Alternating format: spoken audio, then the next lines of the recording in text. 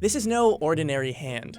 This is the hand of a hand model. You don't know it, but it's one you've seen before, holding cups in Starbucks ads and even acting as Jay-Z's hand in a Samsung commercial. And there's nothing wrong with Jay-Z's hands. It's just particularly that they're putting the camera over your shoulder. You know, they need his face. They don't need his hands for those type of things, so that's why I got called. Ray has worked as a hand model for 10 years now.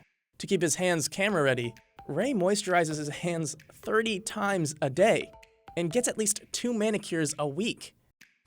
But what is it that makes Ray's hands so special? Well, for one, Ray's complexion is ideal for editing. We all have a variety of different complexions, so mine works really well. I guess it's ambiguous. In post, they can lighten it or they can darken it.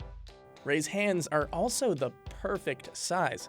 So what keeps me working a lot is actually that my hands are rather big, but not too big. I can grab a phone, especially today's phones. My hand looks natural holding them. They don't look too small, they don't look too big. It actually seems like it's the perfect hand for the phone. But you need more than just the right hands. You need to know how to use them. Hand modeling is harder than it looks. Sometimes you're asked to do some like really funky positions that are totally unnatural, but on the camera looks natural, looks perfect, and that's all that matters. Which means that shoots can be physically taxing, especially when hand models are asked to hold objects up for long periods of time.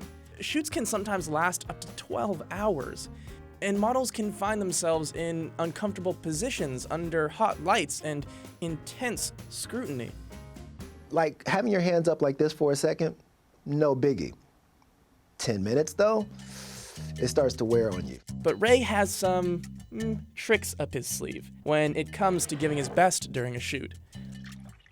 In between takes, I keep my hands up to have the blood circulate down so that I don't have too many veins in my hands, so that when I bring it in for the shot, it's a less veiny hand.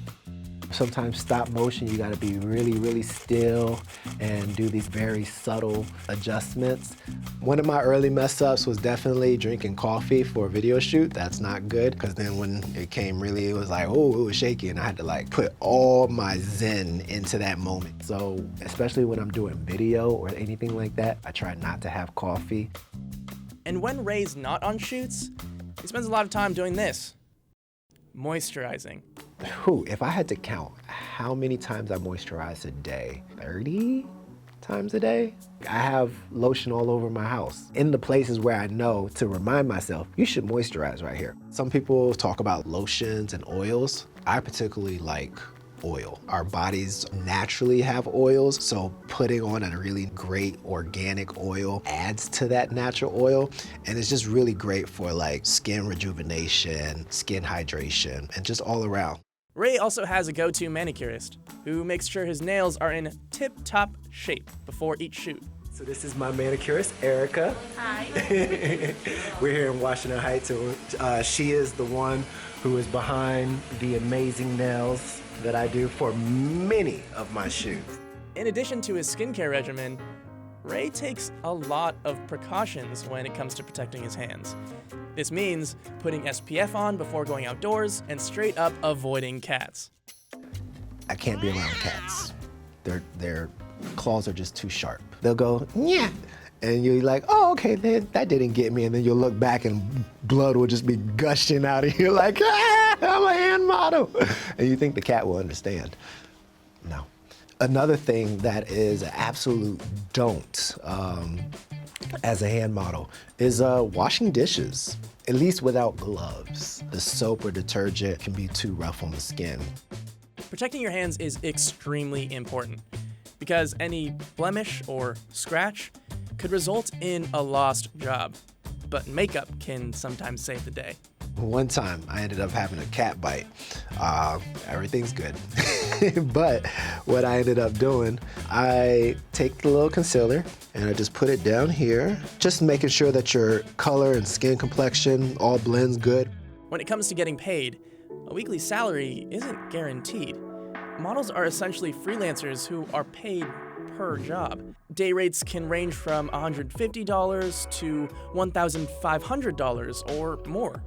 Ray says that he's earned up to $4,000 for a single job before, and sometimes jobs come up at the last minute.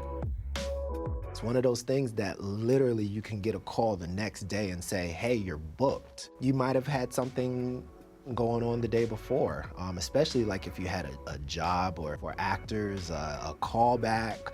If you're booked the next day, then you gotta go. The amount of work can fluctuate week to week.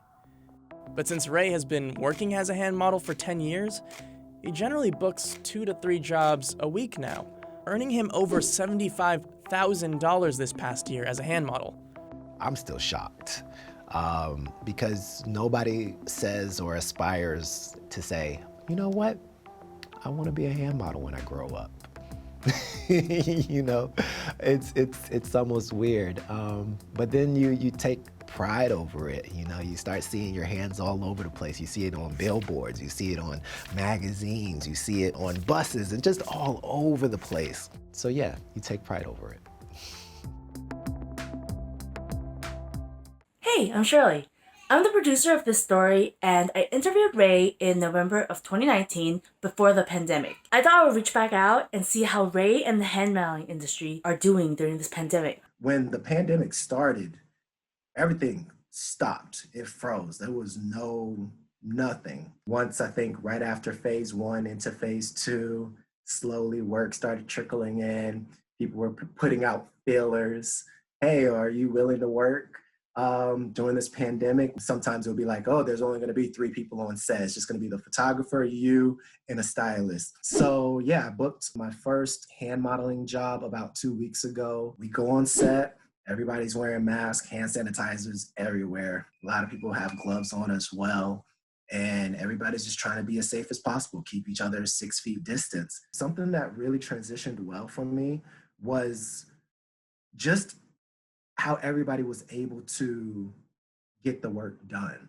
It's also funny, like at this time too, they're trying to be extra safe. They're trying to hire people that live together. The way that my girlfriend and I booked this one job, they were like, do y'all live together? Okay, cool. They did the interview and everything like that. And they were like, boom, you're booked. But they were doing that with everybody else. Like you would see castings that literally say, we only want people that live together. If you have a relative or something like that, like I had one audition that I had to put my uncle in. It's like, all right, even if y'all don't live together, are y'all safe with being together without your mask on? Me and my modeling friends are talking often about, you know, is this going to be okay? Like, can we truly survive in the state of the way things are right now? And I don't know, you know, I just really don't know. I hope so. It seems like there is some type of slow progression, but is that going to be enough? You know, we still live in New York City, rent is still due. So yeah, there's a lot of questions on, is this going to be sustainable